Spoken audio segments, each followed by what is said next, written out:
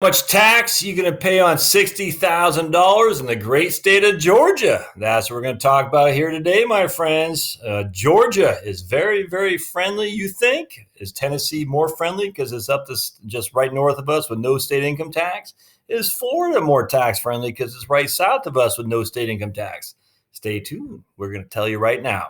So welcome to the Heritage Wealth Planning YouTube channel, my friends, the place you come to learn about how your state taxes your money in retirement. And again, we look at $60,000 of retirement income for whatever state you're living on. So if you like what you see, subscribe down below and then hit the bell to be notified for future content.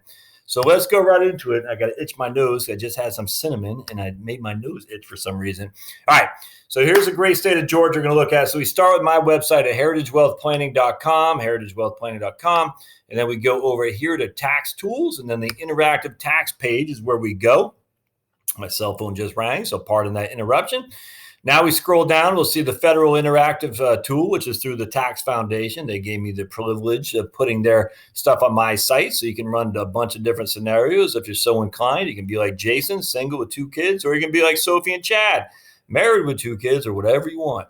Then we go to state tax tools from smartasset.com, and we look at the great state of Georgia, the peach tree state or the peach state. I don't even know, actually.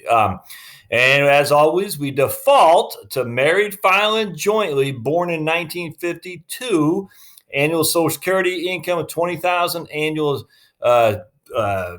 retirement income, IRA, 401k distribution, $40,000. In the state of Georgia, you see a big fat goose egg, but in the feds, you'll see $2871 as income taxes. So $2871 to the feds, nothing to Georgia. I like that. And we're going to flip these numbers around. I have a sneaky suspicion it's going to be nothing and nothing across the board.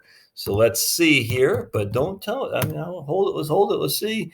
Nothing to the state of Georgia and nothing to the feds. So at Georgia, you pay no income tax on either of these scenarios. In fact, we can even just go up here and say $60,000 of income, married filing jointly, and watch, still nothing.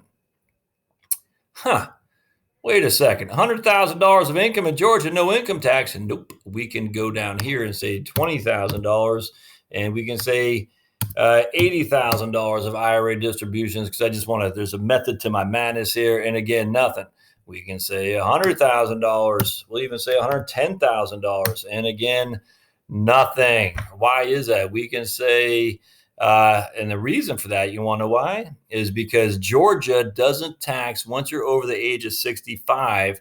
You can have $65,000 of income tax-free from the state of Georgia. So here we got $130,000 of income, husband and wife, or it doesn't matter, couple, married, filed jointly, partners, whatever, and they don't pay a penny in income tax to the state of Georgia. Did you know that? I did not even know that until someone told me that about 5 years ago. So while our great neighbors to North Tennessee and our great neighbors to south of Florida can say, hey, we got no state income tax, and essentially in Georgia, you don't as well if you are over the age of 65. Anyway, so that's how it works. Now, some people say, wait, hold on, Josh. You're telling me I got to pay $2871 to the feds in taxes, and one scenario was $60,000 in income, but nothing in the other scenario. What's that about? And I'll just give you the rules of the road when it comes to taxation with Social Security benefits.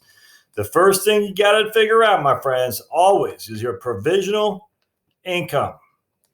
And your provisional income simply is how much of your Social Security benefit will be subject to taxation.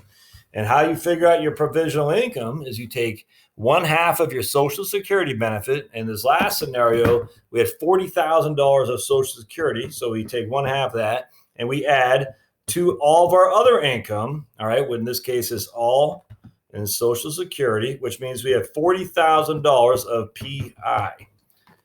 All right. Now, this is when we had $40,000 of Social Security and $20,000 of IRA. Now, also when it comes to provisional income, you would add whatever tax exempt interest you had too. So a lot of people don't realize that, but tax exempt interest is also subject to making your Social Security income subject to taxation. Believe it or not. Absolutely. You need to believe it, because I'm telling you, it's absolutely true. Tax exempt interest is factored in making your Medicare premiums increase and or your Social Security benefits subject to taxation as well. So we have $40,000 provisional income. The first $32,000, nothing is subject to taxation. The next 12,000, 50% of that amount is subject to taxation, and anything above that, so basically anything above 44,000, 85% of that is subject to taxation. So in this case, we have 40,000 is our provisional income. 0 to 32, nothing. 40 minus 32 would give us $8,000, which is 50% of 8,000 means $4,000 is the amount of our Social Security benefit that's subject to taxation. All right, so we take our $4,000 because we have 40,000 of Social Security provisional income. The first 32 is not subject. 32 minus 40 minus 32 is $8,000. You times that by 50%, and you got $4,000 of your Social Security benefit is taxed. So now we have $4,000 of Social Security is taxed, and we have $20,000 of IRA distributions, which means $24,000 is our adjusted gross income, which should tell you that we get $26,600 of standard deductions, which means we have no taxable income. 26,000 standard deductions equals negative $2,600 of taxable income. So we actually have no taxes. We have negative taxable income, which means we should start moving money from IRA to Roth IRA ASAP. Take advantage of that negative taxable income for sure. Now, if you swap the two, our provisional income in this case with 40,000 of IRA income and 20,000 of Social Security, we take the 40 plus 10, half of the Social Security. So our provisional income in that case is $50,000. All right, so $50,000. Now we have 50,000 minus 44 is $6,000. That's in the 85% threshold, which will give us 5,100 will be subject to Social Security tax or income tax. Then 44,000 minus 32,000 is $12,000. Half of that is $6,000. So we have $11,100 of our Social Security income is subject to income tax. Add to that your $40,000 of IRA distributions, and your adjusted gross income in that case is $51,100. Subtract out your standard deductions, and you have taxable income of just about over $24,000. That's the difference right there. And a lot of people don't get it, and it's too bad. And certainly the tax code doesn't make it easy to follow. And so they're glad that you don't get it, because that way they can tax you more. All right, so let's see what the cheapest places are to live in Georgia. And given that I actually reside here, this will be of interest to me too. So let's see what we got here. So what's the great state of Georgia showing us? So again, from while we're waiting this to bring up from a tax perspective, an income tax perspective, Georgia is very favorable. There's just no getting around that. And yes, it does have an income tax if you work. It's not cheap, guys. Working stiffs, as I say in my book, The Tax Bomb and Your Retirement Accounts. I talk about it in the state of Georgia, how if you're working here, you do pay tax. There's no getting around that. But once you retire here, man, it's very beneficial from a tax perspective. All right, so here we go. The cheapest places to live in the great state of Georgia, are going to be St. Simon's Island. Are you kidding me? Wow. College Park is south of Atlanta, and I don't know any of these other places. Panthersville, Garden City, East Point, Chattahoochee County, but I don't know Cassetta. I don't know where that is. St. Simon's, though, is way out here, number 6. Look at that. I'm stunned by that, actually.